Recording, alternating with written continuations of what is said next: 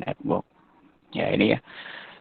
Misalkan kita punya kampus 1, ya kampus 2, atau gedung kampus A, gedung kampus B, berdekatan, ya itu masih bisa disebut dengan LAN, local area. Tetapi kalau jaraknya sudah berjauhan, ya kampus A di kota A, kampus B-nya kebetulan berada di kota B, jaraknya jauh, ya lebih dari 5 km, nah itu bukan lagi LAN. Nah, yang kedua, nah ini kira-kira contoh gambaran dari topologi LAN, ya di situ ada yang ini single building LAN, kalau yang ini multi building LAN. Jadi LAN A, LAN B, LAN C, LAN D itu digabung menjadi satu, tetapi masih wujudnya LAN karena jaraknya masih berdekatan. Ya, jadi misalkan di gedung A LAN 1, gedung B LAN 2, gedung C LAN 3, gedung D LAN apa namanya LAN 4, ya. Tapi jaraknya masih dalam lingkup yang terbatas, yang berdekatan. Nah, itu masih disebut dengan local area network.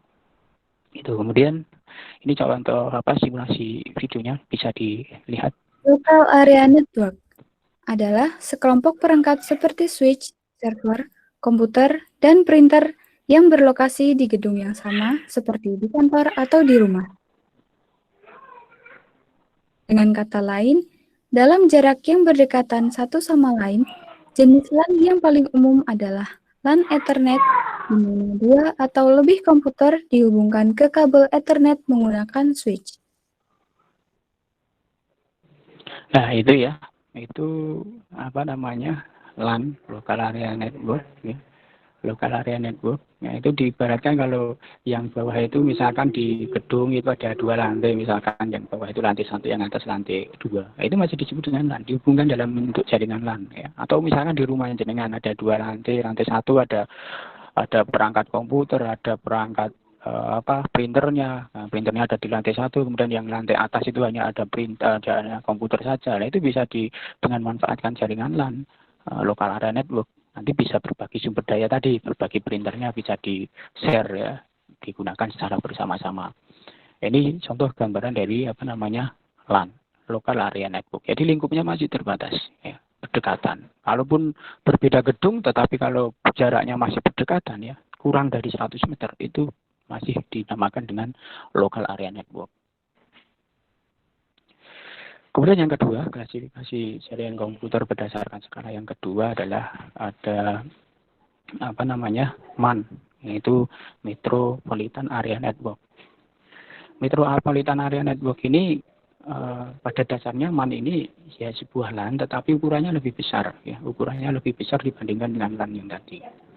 Dan jaraknya 2 LAN atau lebih yang dihubungkan menjadi satu, ya, dan jaraknya lebih berjauhan. Kalau yang LAN tadi, LAN A, LAN B dihubungkan tetapi jaraknya masih berdekatan. Tapi kalau MAN ini LAN dihubungkan tetapi jarak antara LAN satu dengan yang lain itu berjauhan. Misalkan antar kota, ya, gedung A di kota A, gedung B di kota B, misalkan. Nah, itu dihubungkan 2 gedung itu, atau perusahaan pusatnya di gedung A, kemudian perusahaan cabangnya di gedung B, kan jauh saja, jaraknya berjauhan. Nah, itu bisa dihubungkan 2 gedung itu dengan manfaatkan jaringan MAN atau Metropolitan Area Network.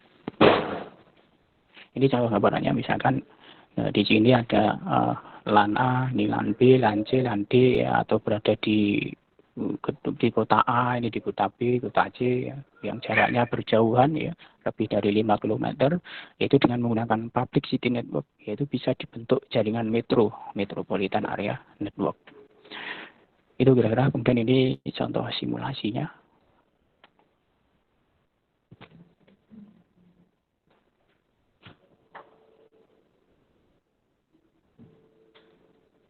MAN adalah jaringan yang lebih besar daripada kampus area network yang membentang di beberapa bangunan di kota.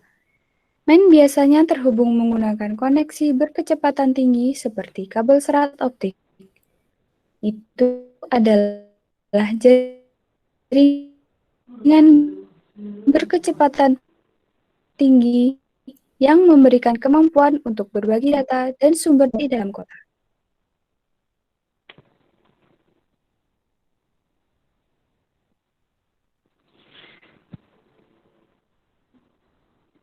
Nah, ini ya, tadi itu adalah MAN. Jadi LAN jaraknya yang berjauhan ya. Kalau masih lingkup yang berdekatan disebut LAN. Kalau yang MAN tadi ya LAN, tetapi dua LAN atau lebih yang dihubungkan menjadi satu, tapi jaraknya jauh antar kota misalkan. Itu disebut dengan MAN. Kemudian yang ketiga, jenis jaringan berdasarkan skala yang ketiga adalah WAN atau Wide Area Network. Nah, kalau WAN ini cakupan wilayahnya mencakup wilayah geografis yang luas, itu bisa mencakup antar negara atau bahkan antar benua ya. Jadi negara A negara B bisa berkomunikasi atau antar benua Asia dengan benua Eropa bisa berkomunikasi, itu dengan cepat ya, bertukar informasi dengan cepat ya. Ya, contoh jaringan yang termasuk jaringan dengan jaringan WAN adalah internet ya. Seperti yang kita manfaatkan seperti ini ya, kita memanfaatkan jaringan WAN ya. Gitu. Nah, mungkin ini kebetulan ini berada di negara yang sama ya. Nah, bisa saja kita berkomunikasi ya, dengan dengan saudara kita yang ada di luar ya, di luar negeri sana dengan memanfaatkan jaringan internet. Jadi dengan jaringan WAN atau dengan jaringan internet itu seolah-olah ya kita itu berkomunikasi di berdekatan ya, bertukar informasi dengan cepat.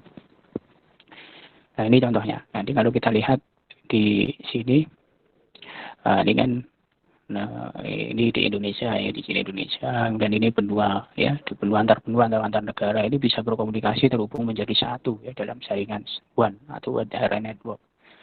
Itu contohnya adalah internet. Nah, seperti ini. Ini contoh simulasinya bisa dilihat.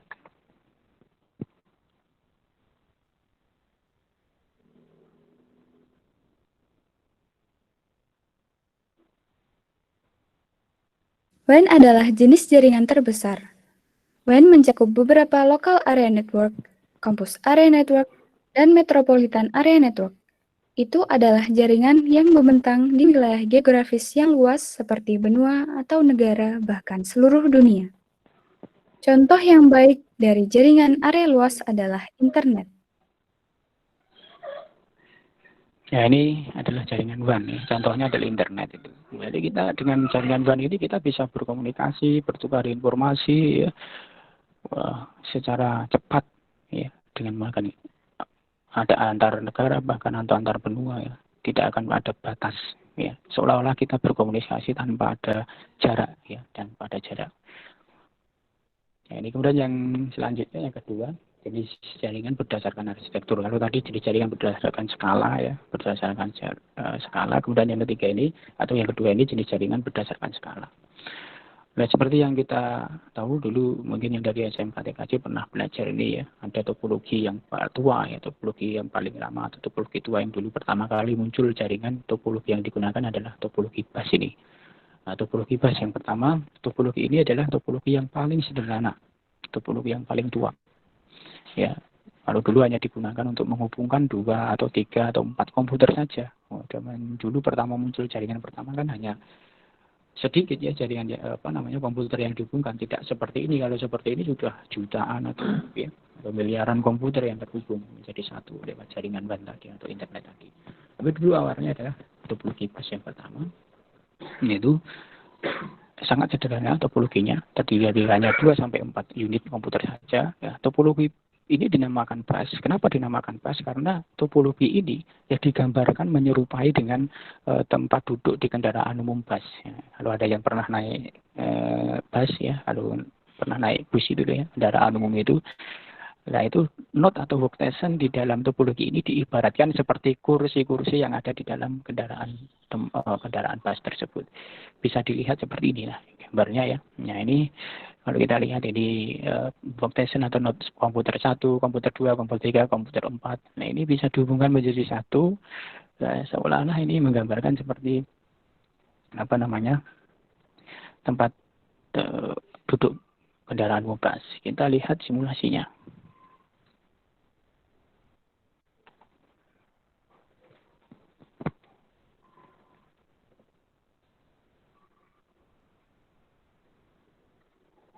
Topologi bus adalah teknologi yang sangat tua dan seperti topologi ring. Topologi ini tidak banyak digunakan saat ini. Ini adalah jenis jaringan yang diatur di mana masing-masing komputer dan perangkat jaringan terhubung ke satu kabel atau backbone. Backbone ini adalah kabel koaksial.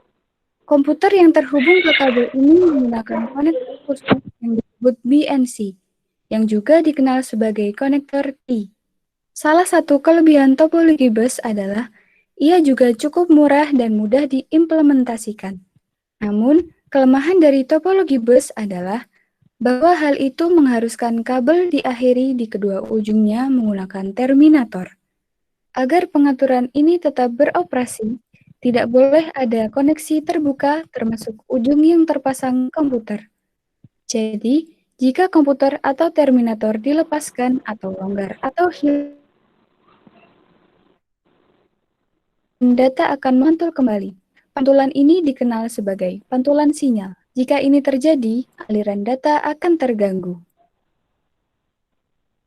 Ya itu topologi bus. Jadi tadi sudah dilihat ya, dari topologi bus itu sederhana, hanya ujung-ujungnya itu ditutup dengan terminator ya. Dan kabel yang digunakan adalah kabel koaksial. Ya, kabel koaksial itu kalau Anda pernah memasang antena televisi, ya, itu kabelnya seperti kabel koaksial. Nah, itu kelebihan topologi bus itu sederhana, konfigurasinya sederhana, kemudian mudah dalam menambahkan protection, efektif untuk jaringan yang skalanya kecil ya. Nah, kemudian ada kelemahan yaitu karena menggunakan satu media transmisi ya, karena menggunakan satu sebagai media transmisinya kan ada kabelnya hanya satu itu ya di tengah itu ya. Komputer satu tarik kabel kedua, komputer dua tarik kabel ketiga, tarik keempat dan seterusnya. Nah, itu maka berakibat terjadinya sering tabrakan data atau collision. Ya, karena media transmisi hanya satu. Misalkan secara bersamaan komputer satu mengirim data ke komputer tiga dan komputer empat mengirim data ke komputer dua secara bersamaan, akan terjadi collision atau tabrakan data karena media transmisi yang digunakan atau kabel yang digunakan hanya satu. Kemudian nanti kalau ada gangguan di sepanjang kabel ya, maka akan terganggu semua karena kabelnya hanya satu. Kalau mengalami gangguan ya, sepanjang kabel pusatnya itu sebagai media transmisi mengalami gangguan, maka otomatis akan mengganggu seluruh koneksi jaringan itu. Kemudian apabila ada salah satu komputer yang rusak, ya maka akan mengakibatkan kerusakan pengiriman data. Nah, karena kan terhubung itu kabelnya hanya satu, melewati komputer satu, komputer dua, komputer tiga, komputer empat. Nah, kalau ada salah komputer yang mati, ya, komputer dua misalkan mati, ya sudah akan memutus koneksi dari jaringan itu. Nah, itu kelemahannya.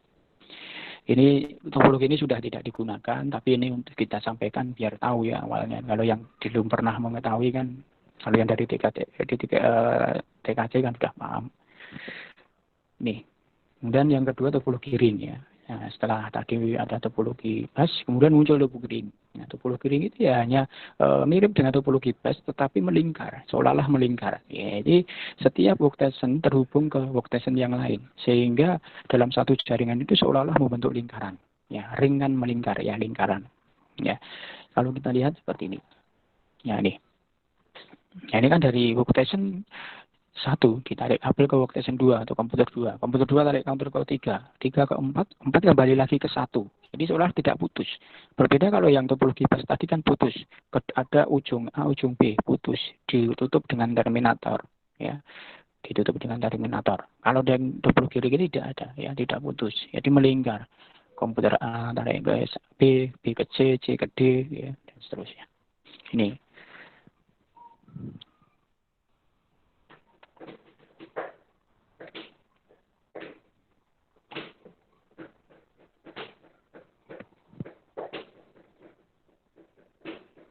Topologi ring adalah jenis konfigurasi jaringan di mana setiap router terhubung satu sama lain dalam bentuk loop tertutup atau cincin.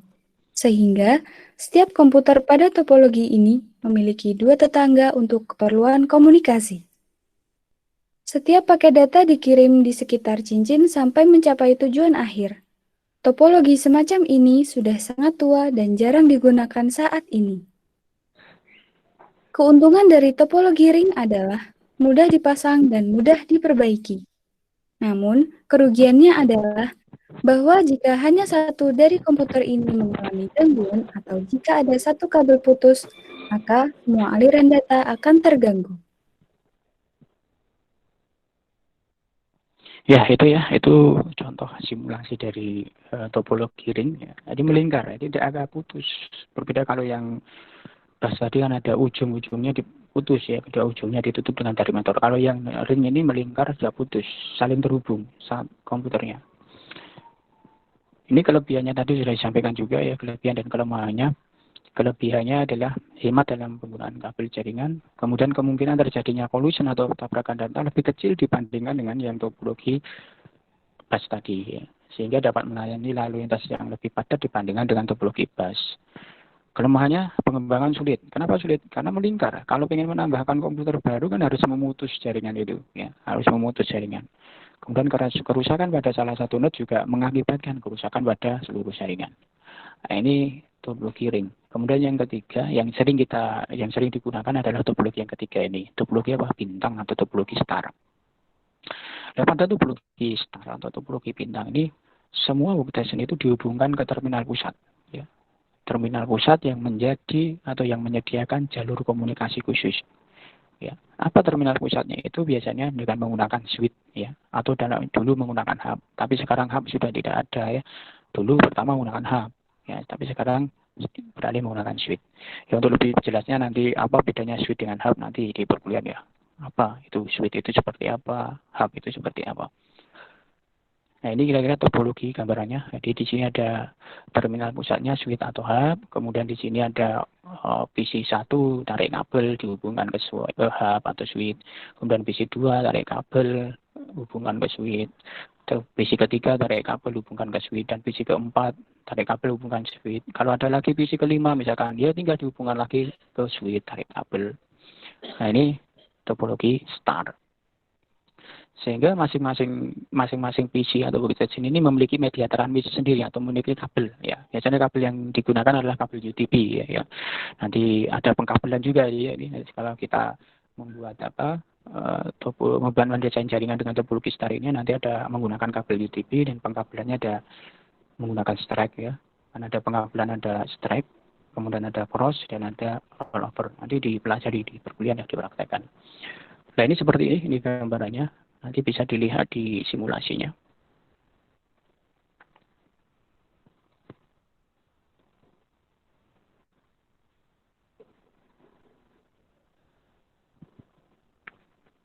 Dalam topologi star, semua komputer terhubung ke titik kabel pusat seperti hub atau switch. Semua data pada jaringan melewati central point sebelum melanjutkan ke tujuannya. Salah satu manfaat utama dari topologi ini adalah bahwa jika satu komputer gagal atau jika ada kerusakan pada kabel, komputer lain tidak akan terpengaruh karena setiap komputer memiliki koneksi kabel sendiri. Namun kelemahan dari topologi bintang adalah jika hub pusat atau switch gagal, maka semua komputer pada titik pusat akan terpengaruh. Ini disebut titik kegagalan tunggal atau single point of failure. Jika ini terjadi, seluruh jaringan terputus. Nah, itu topologi star. Jadi ada kelebihan dan ada kelemahannya juga, ya. Apa itu kelebihannya sudah disampaikan di video juga, ya. Kelebihannya yang mudah dalam mengembangkan jaringan. Kalau ingin nambahkan jaringan, ingin nambahkan komputer baru atau workstation baru, ya tinggal ditarik kabel saja. Komputer itu ditarik kabel dari komputer kehubungan ke PC, ke switch, ya. Kemudian kontrol terpusat, ya, sehingga memudahkan dalam penggunaan jaringan. Karena ada switch-nya yang di tengah tadi, ada switch hub-nya, sehingga kontrolnya mudah. Bisa tahu mana komputer yang mati, mana komputer yang nyala. Dan di switch itu ada lampu indikatornya. Ya, kalau lampu indikatornya itu mati, berarti komputer yang terhubung ke port yang terhubung ke switch yang lampunya mati tadi berarti putus. Ya. Ini sehingga memudahkan dalam pengelolaan jaringan. Kemudian kemungkinan terjadinya collision atau tabrakan data sangat jarang. Kenapa? Karena setiap PC atau setiap workstation itu memiliki media transmisi sendiri, memiliki kabel sendiri, sehingga tidak akan mengganggu komunikasi yang lain. Ya, misalkan dari tadi komputer A ingin mengirim data ke komputer B, tidak akan mengganggu antara komputer 3 dan 4 karena dia memiliki media transmisi sendiri-sendiri. Hanya kelemahannya adalah boros penggunaan kabel. Ya, jelas boros karena setiap PC ditarik kabel ke switch. Coba bayangkan kalau misalkan jarak antara PC itu ke switch itu jaraknya 10 meter misalkan ya. Berarti kan harus satu PC 10 meter. Ada 10 komputer berarti kan 10 dikalikan 10. Berarti butuh 100 meter kabel ya. Itu kalau jarak dari PC ke switch-nya 10 meter. Nah, sehingga boros dalam penggunaan kabel. Kemudian perlunya penanganan khusus. Ini yang topologi star. Jadi kita lanjutkan sekarang jenis jaringan berdasarkan kebutuhan. Kalau tadi berdasarkan arsitektur, kemudian ini berdasarkan kebutuhan. Dan jenis jaringan berdasarkan kebutuhan ada dua, yaitu jenis jaringan peer-to-peer, dan nanti ada yang kedua adalah jenis jaringan client server. Nah, untuk jaringan peer-to-peer, ya, ini peer itu diartikan adalah rekan kerja. Jadi jenis jaringan peer-to-peer atau peer-to-peer network ini jaringan komputer yang terdiri dari beberapa komputer saja. Tidak akan lebih dari 10 komputer lah. Misalkan dalam satu ruangan itu hanya ada 10 komputer, kemudian hanya ada satu printer atau hanya ada satu atau dua printer saja di dalam satu ruangan. Maka bisa dibangun, ya, jaringannya itu bisa dibangun, didesain menjadi jaringan peer-to-peer. Ya, untuk apa? Berbagi sumber daya, berbagi share data, berbagi atau share aplikasi misalkan. Ya. Itu bisa dibangun jaringan peer-to-peer. Jadi di dalam peer-to-peer ini tidak ada yang namanya server maupun klien. Semua bisa bertindak sebagai server ataupun semua juga bisa bertindak sebagai klien. Yang memberikan data disebut server, yang meminta data disebut klien. Nanti bergantian kalau yang dia memberikan data disebut server, yang meminta klien. Atau yang ada printernya disebut dengan server printernya, yang meminta layanan ngeprint itu disebut dengan klien. Nah, ini jaringan peer-to-peer.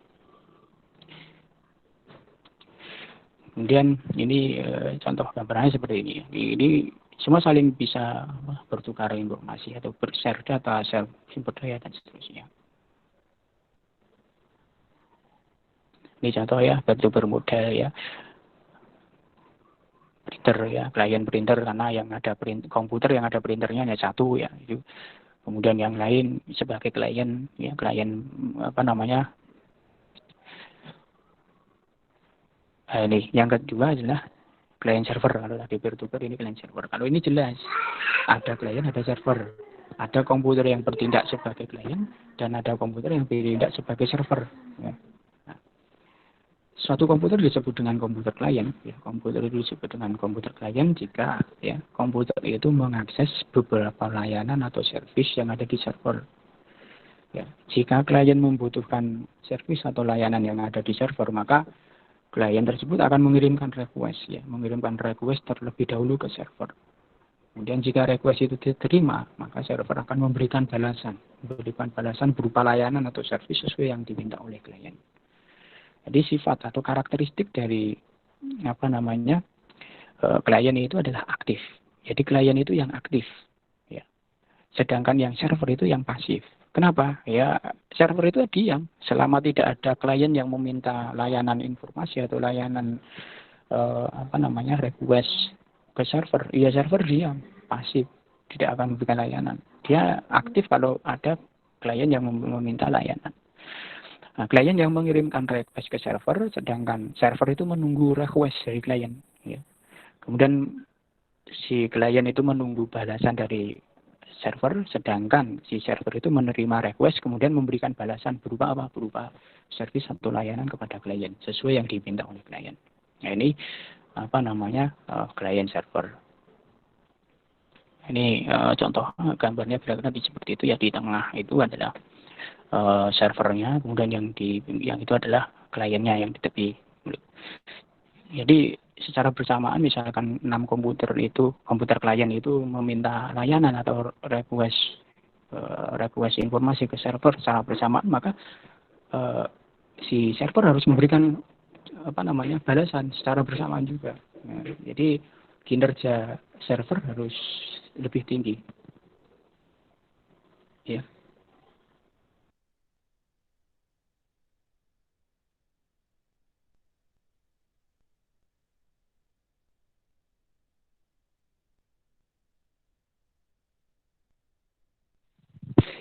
Ya, lanjutkan ya. Jadi kalau pada waktu kita mau membentuk bentuk jaringan client server, mohon diperhatikan kemampuan server itu harus lebih tinggi dibandingkan kemampuan klien. Jangan sampai terbalik, nanti malah kemampuan servernya itu di bawahnya klien. Itu jangan terbalik, karena server yang melayani semua klien ya. Jadi komputernya harus khusus, komputer server itu komputer khusus, harus dibedakan. Pada waktu kita membangun jaringan client server, pada waktu memberi perangkat ya harus untuk server ini harus khusus ya. Memang komputer yang khusus untuk server dari segi prosesornya, dari segi hard disknya, ataupun dari segi dari yang lain. Ini contoh ya, jadi ada server, contoh gambar penggambaran dari topologi client server. Ini ada yang servernya itu lebih dari satu juga ada ya. Jadi kalau ada untuk backup server ya, server 1, server 2 atau disebut dengan data distribute across multiple server ya. Ini contoh simulasi dari client server ya.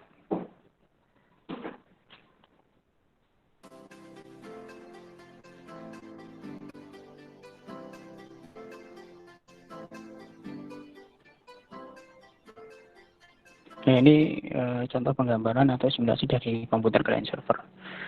Itu server, itu di penggambarannya dibedakan karena memang komputer server itu memang ya harus berbeda ya, dari segi hardware-nya harus lebih tinggi dibandingkan dengan komputer klien daripada komputer. Dan biasanya komputer server itu tanpa monitor ya, karena dia server yang otomatis melayani permintaan oleh klien. Nah, ini jika ada request dari klien yang meminta layanan kepada server, maka server akan memberikan balasan ya, kepada klien. Ini contoh aplikasi yang menggunakan model client server ini, email ya, email server. Makanya kalau yang dari D3 TKC mungkin pernah diajarkan ya untuk install aplikasi mail server dan seterusnya.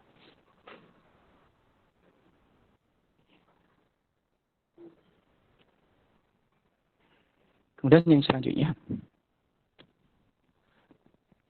jaringan lokal tanpa kabel. Kalau yang tadi ada jaringan lokal area network, nah ini kalau tadi menggunakan kabel juga ya, dan dengan menggunakan kabel sekarang ada jaringan wireless LAN atau WLAN ya, orang biasa menyebutkan wireless LAN.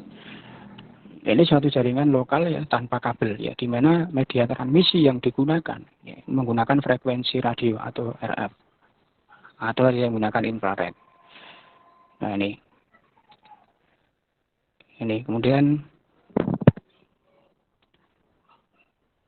ya, mengapa menggunakan radio frekuensi atau RF? Ini RF atau radio frekuensi itu tidak asing bagi kita ya. Contoh penggunaannya misalnya stasiun radio ya.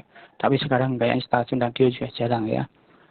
Semua sudah menggunakan HP semua ya, mendengarkan musik pun pakai HP. Kalau dulu ada stasiun radio itu menggunakan antena yang di atas itu ya, antena wireless ya. Kemudian stasiun televisi itu juga menggunakan frekuensi radio ya, dan seterusnya.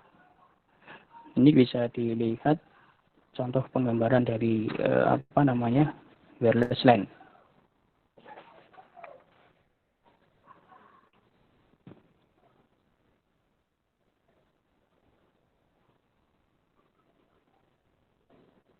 WLAN atau Wireless Local Area Network adalah jaringan area lokal yang menggunakan komunikasi nirkabel.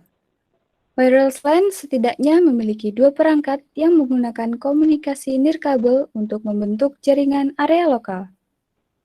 Wireless LAN biasanya akan memiliki router Wi-Fi atau wireless access point untuk perangkat nirkabel seperti tablet laptop, wireless desktop, dan smartphone untuk berkomunikasi. Jadi, secara sederhana, wireless LAN adalah LAN tapi tanpa menggunakan kabel.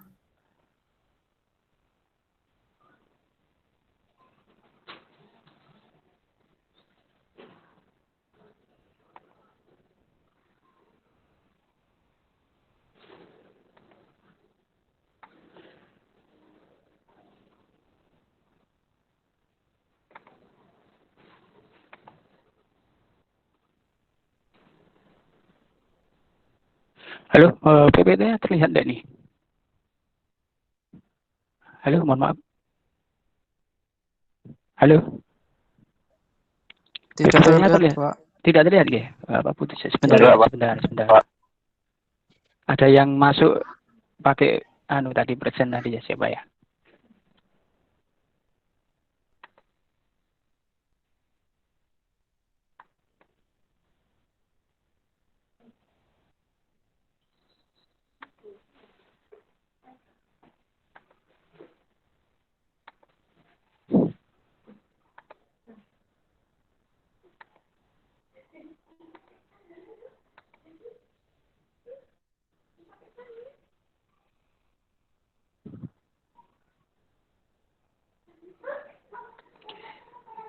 Nah, kini lihat dulu video ini sebentar ya, sambil menunggu.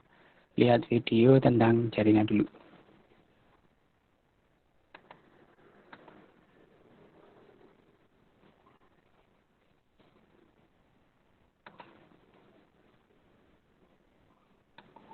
Ya, silahkan dilihat dulu videonya. Kelihatan ya? Komputer bukan hanya satu saja, tetapi perlu dihubungkan dengan komputer lainnya. Hal ini juga terjadi dalam suatu instansi atau perusahaan yang membutuhkan hubungan beberapa komputer untuk keperluan pertukaran informasi. Hubungan dari berbagai macam komputer ini disebut dengan jaringan komputer. Selain itu, tren munculnya internet mengharuskan pengguna harus terhubung dengan jaringan komputer agar dapat mengakses website atau melakukan obrolan melalui internet. Jadi, jaringan komputer pada zaman sekarang merupakan suatu teknologi yang sangat dibutuhkan untuk keperluan arus informasi bagi perusahaan bahkan masyarakat umum. Adanya jaringan komputer ini, informasi dapat dikirimkan dari komputer satu dan lainnya secara cepat sehingga proses bisnis yang terjadi dapat dipantau secara tepat. Selanjutnya, komputer-komputer yang akan dihubungkan dalam satu jaringan juga tidak boleh sembarangan dalam mengkoneksikan. Hal ini butuh beberapa konsep supaya jaringan komputer yang terbentuk dapat diimplementasikan dengan benar sehingga pertukaran informasi dalam jaringan komputer dapat berjalan dengan baik.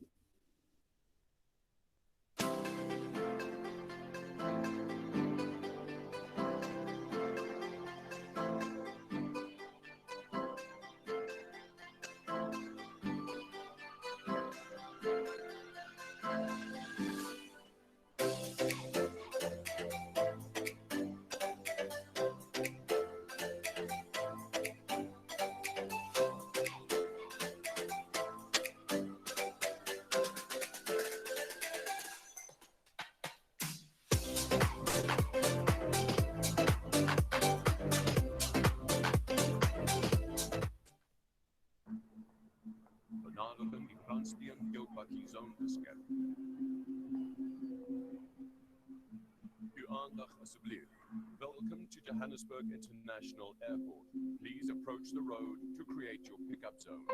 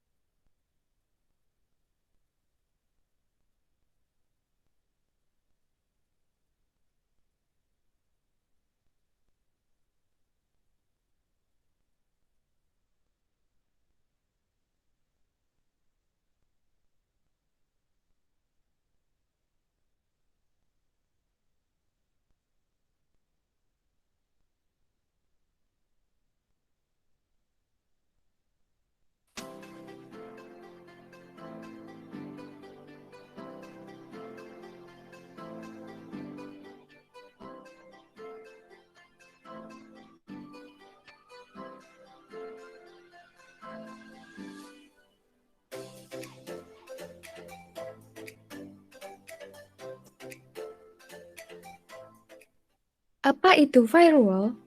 Firewall adalah sistem yang dirancang untuk mencegah akses tidak sah memasuki jaringan pribadi dengan memfilter informasi yang masuk dari internet. Firewall memblokir lalu lintas yang tidak diinginkan dan mengizinkan lalu lintas yang diinginkan. Tujuan firewall adalah untuk menciptakan penghalang keamanan antara private network dan public internet. Karena di internet akan selalu ada peretas dan lalu lintas jahat yang akan mencoba menembus ke dalam jaringan pribadi untuk menyebabkan kerusakan, dan firewall adalah komponen utama pada jaringan untuk mencegah hal ini. Firewall sangat penting bagi organisasi besar yang memiliki banyak komputer dan server di dalamnya, karena Anda tidak ingin semua perangkat itu dapat diakses oleh semua orang di internet tempat seorang hacker dapat masuk dan benar-benar mengganggu organisasi itu. Jadi, itu sebabnya Anda membutuhkan firewall untuk melindunginya. Firewall digunakan dalam jaringan komputer ini sangat mirip dengan cara firewall bekerja dalam struktur bangunan. Dan faktanya, dari sanalah kata firewall berasal. Firewall dalam struktur bangunan memberikan penghalang, sehingga jika terjadi kebakaran di kedua sisi bangunan, firewall akan menjaga api tetap terkurung dan tidak menyebar ke sisi lain. Jadi, firewall ada di sana untuk mencegah api agar tidak menghancurkan seluruh bangunan. Tetapi, jika firewall tidak ada, api akan dapat menyebar ke sisi lain dan kemudian seluruh bangunan akan dihancurkan. Firewall jaringan bekerja dengan cara sama seperti firewall dalam struktur bangunan. Firewall menghentikan aktivitas berbahaya sebelum dapat menyebar ke sisi lain dan menyebabkan kerusakan pada jaringan pribadi. Jadi, dengan kecanggihan teknologi saat ini, firewall sangat penting untuk rumah dan terutama dalam bisnis atau organisasi untuk menjaga keamanan jaringan mereka. Dengan aturan yang dimilikinya, firewall memfilter data jaringan yang masuk, kemudian menentukan jaringan mana yang diizinkan untuk memasuki jaringan. Aturan ini juga dikenal sebagai daftar control access.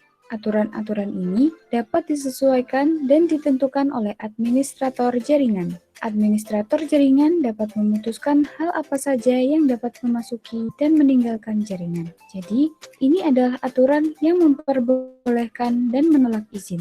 Sebagai contoh, terdapat beberapa aturan dan daftar kontrol akses firewall yang menunjukkan daftar IP address yang telah diizinkan atau ditolak oleh firewall. Seperti yang Anda lihat, lalu lintas dari beberapa IP address diizinkan memasuki jaringan ini. Tetapi, lalu lintas dari satu IP address telah ditolak. Berdasarkan aturan yang ditetapkan dari firewall, jika lalu lintas dari IP address ini mencoba masuk jaringan, maka firewall akan menolaknya. Tetapi, IP address lainnya diberikan akses untuk dapat memasuki firewall. Firewall tidak hanya membuat aturan atau rules berdasarkan IP address, tetapi juga bisa membuat aturan berdasarkan nama domain, protokol, program, port, dan keywords. Firewall rules mengendalikan akses nomor port. Katakanlah bahwa rules telah mengizinkan data masuk yang menggunakan nomor port 80, 25, dan 110. Sehingga setiap data masuk yang menggunakan port tersebut dapat melewati firewall. Kemudian, rules juga telah menolak izin data masuk yang menggunakan port 23 dan 3389. Sehingga firewall akan menolaknya setiap data masuk yang menggunakan port tersebut. Jadi, pada dasarnya inilah cara kerja firewall. Firewall datang dalam berbagai jenis, dan tipe pertama disebut host-based firewall. Ini adalah firewall perangkat lunak. Ini adalah jenis firewall yang diinstal pada komputer dan melindungi komputer itu saja dan tidak ada yang lain. Sebagai contoh, versi selanjutnya dari sistem operasi Microsoft dikemas dengan host-based firewall. Anda dapat melihat contoh itu di sini. Mereka adalah host-based firewall pihak ketiga yang dapat dibeli dan diinstal pada komputer. Sebagai contoh adalah Alarm Zone, yang merupakan host-based firewall pihak ketiga yang populer. Jenis firewall lainnya adalah network-based firewall. Network-based firewall adalah kombinasi hardware dan software yang beroperasi pada lapisan jaringan dan ditempatkan di antara private network dan public internet. Tetapi, tidak seperti host-based firewall yang hanya melindungi komputer. Network-based firewall melindungi seluruh jaringan dan dilakukan melalui manajemen rules yang ditetapkan pada seluruh jaringan. Sehingga, aktivitas berbahaya dapat dihentikan sebelum mencapai komputer. Network-based firewall dapat menjadi produk stand-alone yang umum digunakan oleh organisasi besar atau dapat juga digunakan sebagai komponen bawaan dari router yang menjadi andalan banyak organisasi kecil serta dapat digunakan dalam infrastruktur penyedia layanan cloud. Organisasi akan menggunakan host-based firewall dan network-based firewall. Mereka akan menggunakan network-based firewall untuk melindungi seluruh jaringan secara keseluruhan. Dan mereka juga akan menggunakan host-based firewall untuk perlindungan individu mereka untuk komputer dan server. Dengan melakukan ini, akan memberikan jaminan perlindungan maksimum karena data yang berbahaya dapat melewati network-based firewall dapat dihentikan oleh host-based firewall di setiap komputer.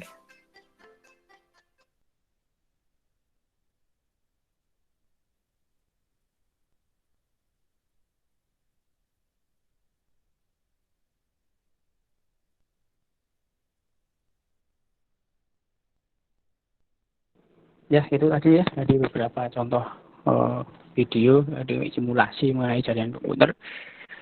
Jadi mungkin karena dalam hanya satu kali pertemuan tidak mungkin memungkinkan untuk membahas semua ya, karena jaringan komputer ya nanti dipelajari dalam satu semester ya, 16 kali pertemuan.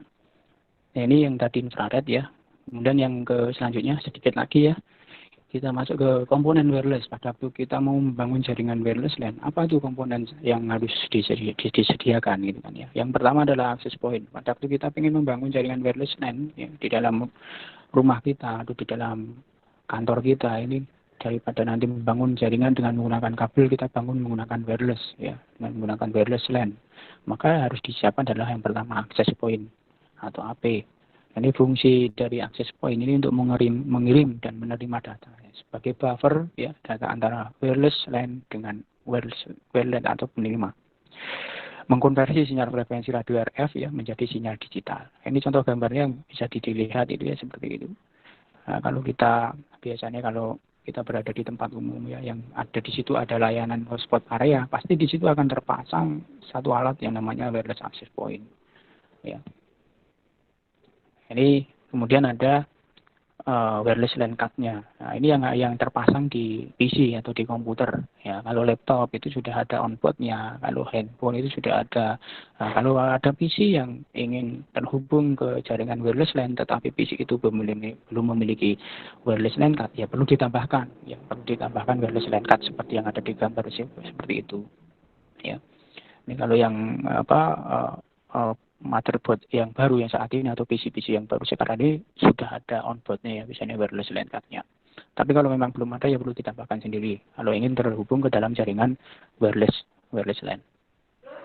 Itu kira-kira yang bisa kita bahas karena sebenarnya masih banyak materi yang ingin disampaikan ya, nanti ada sampai yang terakhir itu routing misalnya di perkuliahan. Jadi nanti sampai di perkuliahan saja nanti akan terakhir itu routing ya. Routing itu nanti membahas, tapi sebelum routing biasanya membahas dulu mengenai pengalamatan address atau IP address. Itu nanti pembagian IP addressnya seperti apa, IP address versi 4 ya, kemudian IP address versi 6, kemudian subnetting ya, bagaimana membagi IP address itu dipecah-pecah menjadi subnet ya. Nah, ini nanti dibahas. Kalau yang dari SMKTKC mestinya sudah pinter gitu ya, IP address versi 4 seperti apa pembagiannya, bagaimana proses subnetting itu harus paham, harus tahu ada IP ini, harus tahu networknya berapa, subnet masknya atau net masknya berapa, ya, IP broadcastnya berapa, ring IP-nya berapa, itu harus paham. Karena pada waktu nanti pengen melakukan mendesain suatu jaringan harus paham. Ini memetakan jaringan di gedung A ini dengan network A, jaringan di gedung B dengan network B. Ya, perlu dipasang router di situ. Ya, proses routingnya bagaimana untuk menghubungkan jaringan di gedung A dan gedung B yang berbeda network. Ya, itu namanya dilakukan proses routing. Nah itu kira-kira mungkin ada yang mau ditanyakan, silahkan boleh. Sebelum kita akhiri, mungkin ada pertanyaan sambil absen ya, jangan lupa nanti suruh absen. Yuk silahkan kalau ada yang mau ditanyakan, boleh. Lewat chat boleh, lewat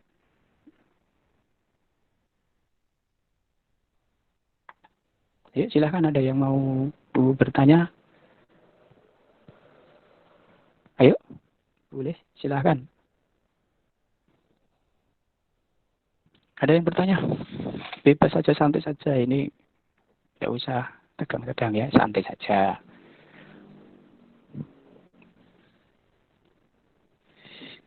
Nggak ada? Ada yang bertanya? Ini banyak loh, ada 101 ya, 100 ya, 100 mahasiswa baru ya yang ikut bergabung di sini. Ya. Saya harapkan ini aktif semua ya, mendengarkan ya, jangan nanti ditinggal ya, aktif tapi ditinggal ya kemana, gitu, tinggal tidur malahnya. Ya silakan, ada yang mau ditanyakan atau tidak?